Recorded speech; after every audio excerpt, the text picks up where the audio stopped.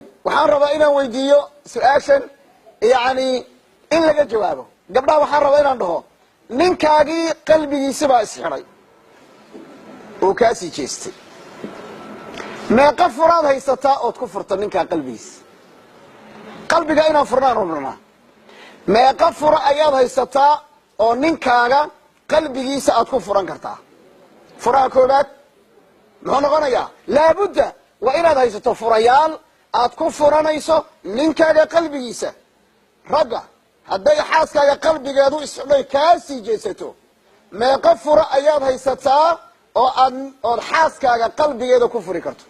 aye gabdhaha maxaad dhadeen? kow, furaha koobaad ya sabarka ma dhadeen? cuntada qodobka koobaad waa cuntada. sidaa daraaddeed u fiirsada. waxbaan rabaa marka inaad ii sheego, maadaama oo gabdhuhu ay dhaheen raggu way hunguri wen yihiin. waxa ragga lagu hanan karana waa caloosha. saa daraaddeed gabadh baa intay u timid nin xakiima bay ku tidhi, waxaan doonayaa magaaladan dadka degan, dumarka degan, inaan noqdo gabadha uu ninkeedu ugu jecel yahay, yacni gabadha ugu sarraysa inaan noqdo. wuxuu yidhi waayahay waan kaa dhigayaa, waxaad yeelaysaa 10 xabo oo 9 xabo oo timo ah, waxaad ka soo goysaa libaax. libaax waxay tihi libaaxa ii dirin dadku cunaaye. jacaylka ninkaaga waxay kaaga xidhan tahay 10 xabo tima inaad libaax ka soo goyso. waxay la tashatay dadkii khubarada u lahaa xayawaanka libaaxa. war libaax see loola saaxiibaa? waxaa la yidhi libaax waxaa loola saaxiibaa hilib in la siiyo. neefay soo qashaa, way u dhigtaa, wuu cunaa. subaxa dambe mid kale way u dhawaataa, wuu aaminay. wuxuu arkay yani arsaaqadiisaba inay halkan ka bisishahay. saa daraaddeed gabadhii wuu isku aaminay, gabadhiina kama cabsanin, ilaa marka dambe ay neefkii hortiisa u dhigto, ilaa intuu cuno uu seexdo. kadibna inta halkaa qoorta iyo ka salaaxdo, ayo markuu xoogaa seexdo ayay xabadtina dhag ka siisaa. indhaha markuu kala qaadana gacantay marisaa. isagu ma taabanayo, berri bay u keeni neef ari ah. 10 xabo oo timaha markay soo jartay ayay oola timid ninkii. waxay tihi waa kuwa 10kii waan soo helay. su-aal baan ku weydiina, see 10kan ku soo jartay? waxay tihi waxaan ku soo jaray intii aan 10kaa xabo jarayey, libaaxa calooshaan u buuxinayay. haddaba wuxuu yidhi haddaad doonayso ninkaagu inuu ku jeclaado, caloosha u buuxi. inana ninkaagu libaaxa kama khatarsano, soo ma? libaaxana kama cunto badno, libaaxana kama waraabaysno.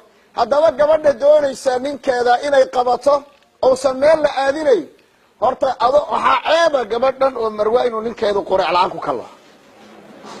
waxyaalaha waayahan wadamada lagu arkay waxaa weeye adeer ismariska iyo konfalexka cunoo iska socoyleda.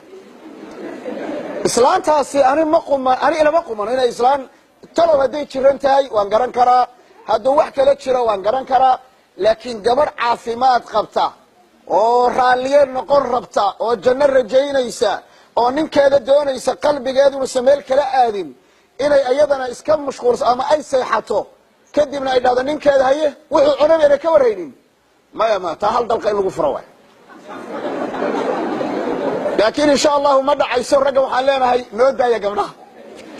saa daraaddeed u fiirsada. gabadh walba hadda meesha fadhiya, maasha allah gabdho badan baa fadhiya. isku day inaad berri haddaad ahayd gabdhaha aan qureec samayninay, may soo kaco ninkaaga qura. waxaa ceeba in lagu arko ninkaaga oo maqaaxiin cunto ka cunay mar walbaba. fashil waaye.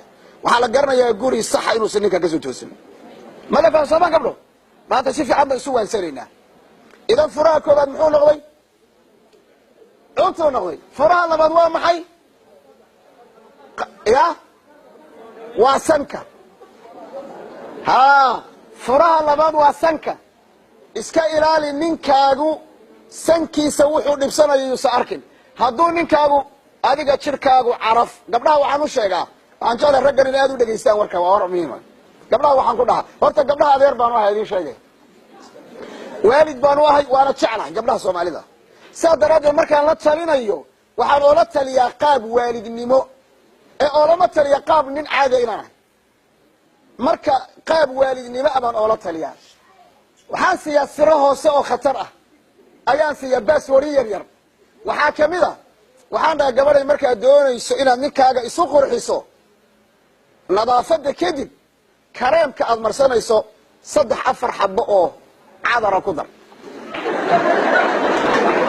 waxaan u diidanaa ma garanaysaan laanna gabadha hadday intay barfuun soo qaato bishbisha isku siiso jirkeedu wuxuu ahaanayaa maxay meel roob ka daay roob intuu ku daay roobka meel la ka daay meel la ka tegay ninka hadduu meel san ka saaro waa abaar meel hadduu san ka saaro waa barwaaqo lama doonayo waxaa la rabaa inaad kulli barwaaqo noqoto waxaa taa lagu gaari karaa oo keliya inaad kareemkaad marsanayso intaa 2-3 laakiin ogaada qodobkan ogaada gabdhaad u dhagaysta waxaad ogaataan waayahan markii wadamadan la yimid dadka sankaa xidhmay allergy badan baa la qaaday marka barfuunada khatarta ana ninku uu kaaga fogaani haddaad arto markuu ku carfiyo asagoo hindhisaya ka fogow saa daraaddeed waa inaad marka horeba taqaanaa ninkaaga barfuunka ku habboon waa inaad taqaanaa soo maaha marka horta taasi waa sir khaas ah waa qodob wey idan maxaan haynaa adiga jirkaaga waxa weeye waa sanki wey qodobka saddexaad ee furaha saddexaad waa maxay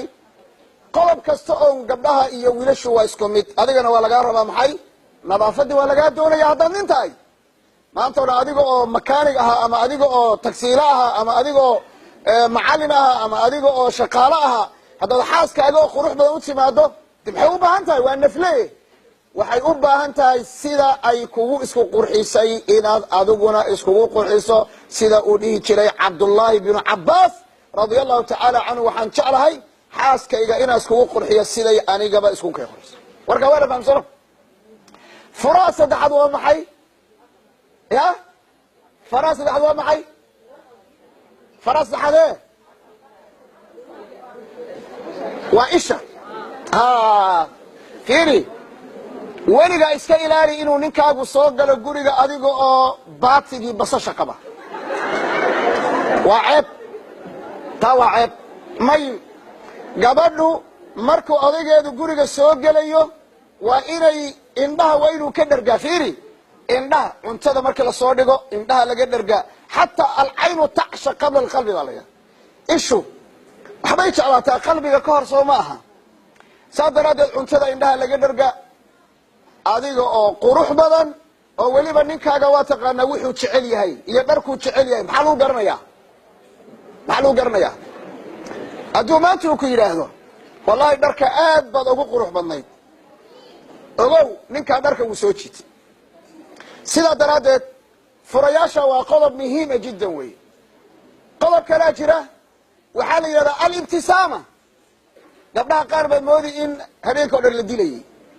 oo ragga qaar baa iska xanaaqsan oo asagoo buuqaya oo xanaaqsan buu soo galaa maxay kaa dhimaysaa inaad ilka caddayso ragga ajaanibta waa loo ilka caddeeyaaye maxaa diidaya inaad ninkaaga u qosasho markuu guriga soo galo saaxiib adigu maxaa diidaya markaad gurigaaga soo gasho adigoo carfoon oo cadayan oo qoslayo dhoolla caddaynaya inaad xaaskaaga u soo gasho maxaa diidaya ii sheeg wax diidaya idan waa muusoodka iyo dhoolla caddaynta